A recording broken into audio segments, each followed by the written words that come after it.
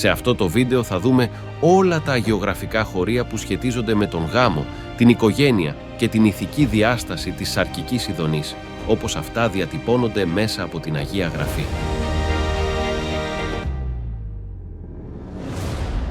Γένεση. Στα πρώτα δύο κεφάλαια της Γένεσης αναφέρεται η δημιουργία των πρωτοπλάστων ως εξής. Είπε ο Θεός: «Ας φτιάξουμε τον άνθρωπο σύμφωνα με την εικόνα τη δική μας και την ομοίωση». Τότε ο Κύριος ο Θεός έπλασε τον άνθρωπο από το χώμα της γης και φύσηξε μέσα στα ρουθούνια του πνοή ζωής. Έτσι έγινε ο άνθρωπος ζωντανό όν. Δημιούργησε λοιπόν ο Θεός τον άνθρωπο σύμφωνα με τη δική του την εικόνα. Κατ' εικόνα Θεού τον δημιούργησε. Πήρε λοιπόν ο Κύριος ο Θεός τον άνθρωπο και τον έβαλε μέσα στον κήπο της Εδέμ για να τον καλλιεργεί και να τον προσέχει.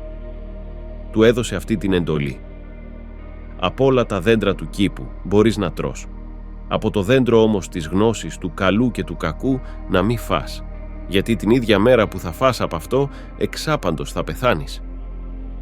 Ο Κύριος ο Θεός είπε: «Δεν είναι καλό να είναι ο άνθρωπος μόνος, θα του φτιάξω έναν σύντροφο όμοιον με αυτόν». Τότε ο Κύριος ο Θεός τον έριξε σε βαθύ ύπνο και αποκοιμήθηκε. Πήρε μία από τις πλευρές του και τη θέση της τη συμπλήρωσε με σάρκα.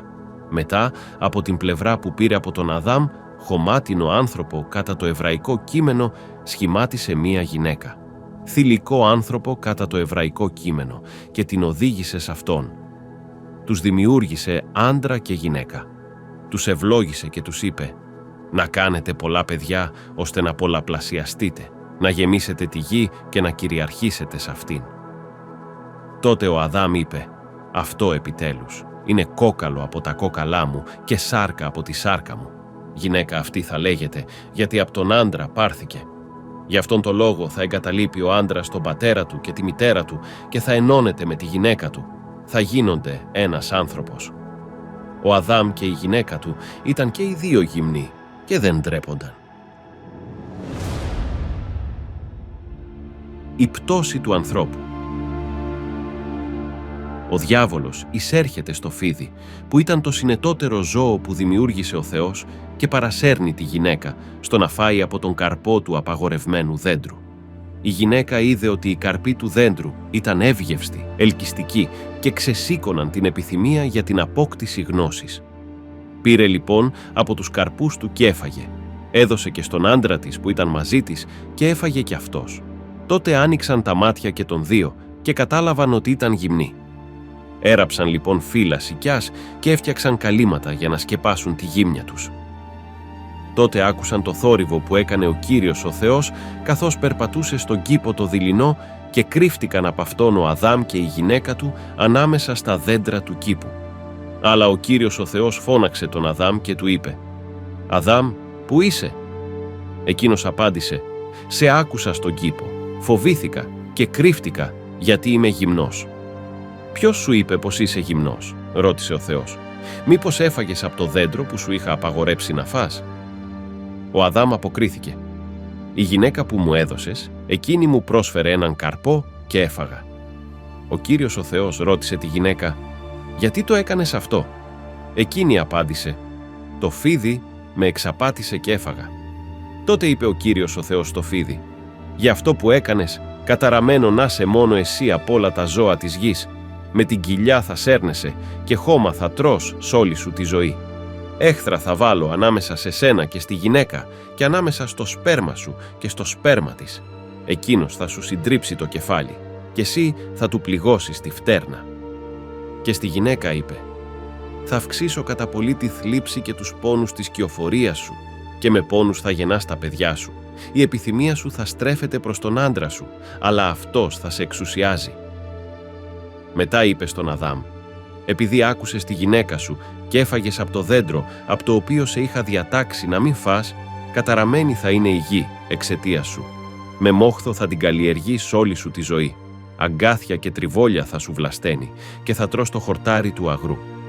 Με τον ιδρώτα του προσώπου σου θα τρως το ψωμί σου, ώσπου να ξαναγυρίσεις στη γη από την οποία προήλθες, γιατί χώμα είσαι, και στο χώμα θα επιστρέψεις».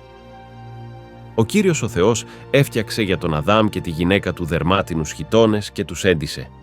Έτσι ο Κύριος ο Θεός έδιωξε τον άνθρωπο από τον κήπο της Εδέμ για να καλλιεργεί τη γη από την οποία είχε προέλθει.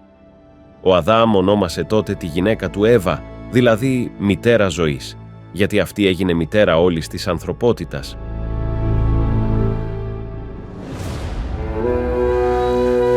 Η καταστροφή των Σοδόμων και των Γομόρων. Ο Αβραάμ κάθεται στην είσοδο της σκηνής του όταν ο Θεός υπό την μορφή 3 ανδρών έρχεται προς το μέρος του. Τους υποδέχεται με θέρμη και τους φιλοξενεί για φαγητό. Από εκεί οι άντρες έφυγαν και κατευθύνθηκαν προς τα Σόδομα. Ο Αβραάμ βάδιζε μαζί τους για να τους κατεβοδώσει. Είπε λοιπόν ο Κύριος: «Η κακή φήμη των Σοδόμων και των Γομόρων διαδόθηκε πολύ και η αμαρτία τους είναι πολύ βαριά. Θα κατεβώ λοιπόν να εξακριβώσω αν αληθεύουν όλες αυτές οι διαδόσεις που έφτασαν ως εμένα». Οι 2 από τους άντρες έφυγαν από εκεί και κατευθύνθηκαν προς τα Σόδομα. Αλλά ο Κύριος παρέμεινε ακόμη μαζί με τον Αβραάμ. Πλησίασε τότε ο Αβραάμ και του είπε: «Θα καταστρέψεις τους δικαίους μαζί με τους αμαρτωλούς? Ίσως υπάρχουν 50 δίκαιοι στην πόλη. Θα τους καταστρέψεις κι αυτούς? Δεν θα συγχωρήσεις την περιοχή για χάρη των 50 δικαίων που βρίσκονται σε αυτήν? Δεν γίνεται να το κάνεις εσύ αυτό. Να θανατώσεις δηλαδή δικαίους και αμαρτωλούς μαζί, σαν να ήταν όλοι το ίδιο. Δεν είναι δυνατόν.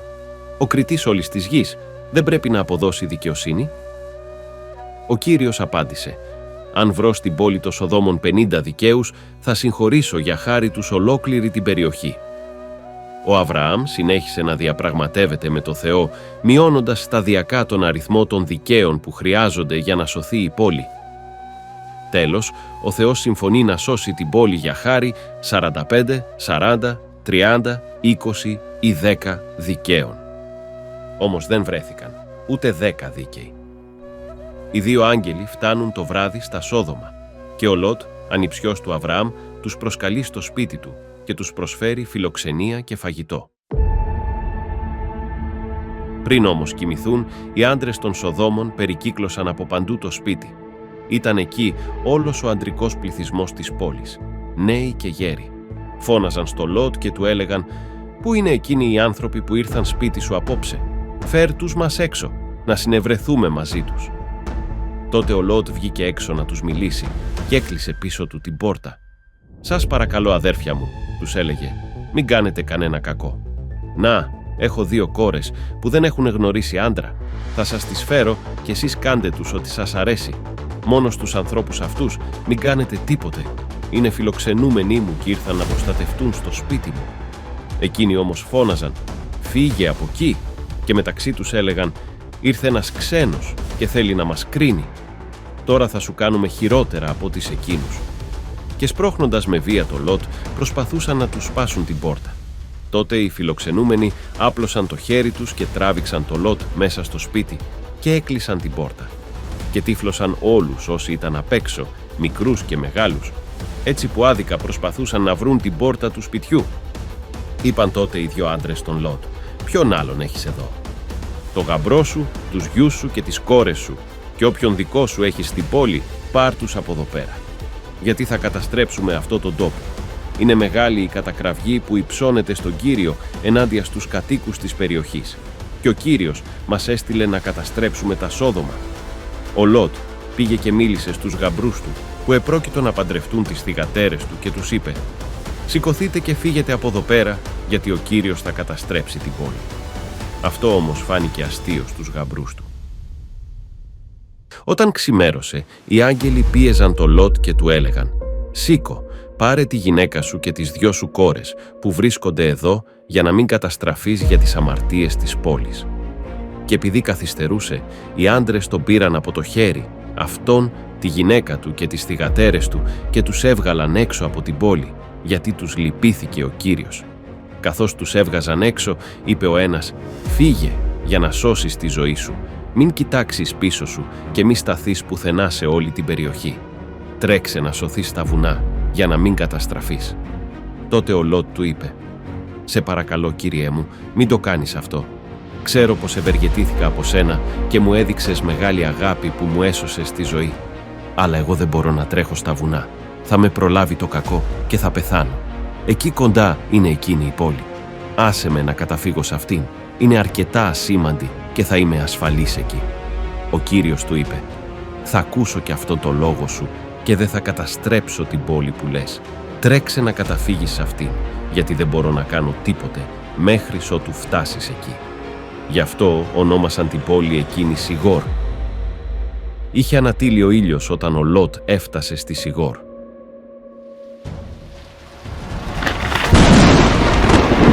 Τότε ο Κύριος άφησε να βρέξει θιάφη και φωτιά στα Σόδομα και στα Γόμορα εκ μέρους του Κυρίου από τον ουρανό.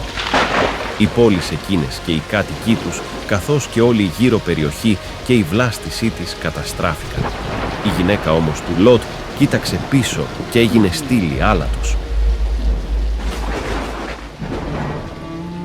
Το άλλο πρωί σηκώθηκε ο Αβραάμ και πήγε στον τόπο όπου είχε συναντηθεί με το Θεό. Κοίταξε προς τα Σόδομα και τα Γόμορα και σ' όλη τη γύρω περιοχή και είδε να ανεβαίνει από τη γη καπνός σαν να ήταν καπνός από καμίνι.